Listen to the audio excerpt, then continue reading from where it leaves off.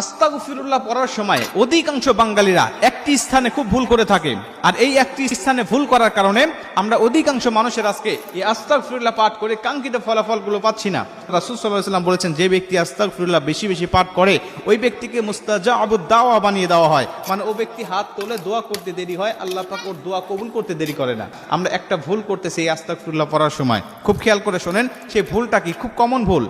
আস্তাগফিরুল্লাহ হবে কিন্তু আমরা বলতেছি আস্তাগফিরুল্লাহ। আবার অনেক মানুষ আছে আস্তাগফিরুল্লাহ বলে আমরা শেষ করে দিচ্ছি, কিন্তু এখানে লামপুর হবে আস্তাগফিরুল্লাহ আস্তাগফিরুল্লাহ। এইভাবে যখন আপনি আস্তাগফিরুল্লাহ পাঠ করবেন তখন আপনার কাঙ্ক্ষিত ফলাফলটা পাবেন।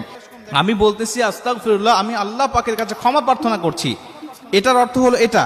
আর আপনি যখন আস্তাগফিরুল্লাহ পাঠ করবেন তখন হবে যে আমি আল্লাহর কাছে কাফের হতে চাচ্ছি, আমি আল্লাহর কাছে কাফের হতে চাচ্ছি, আমি আল্লাহর কাছে মুশরিক হতে চাচ্ছি। বিষয়টা কত বড় ভয়ানক চিন্তা করেন।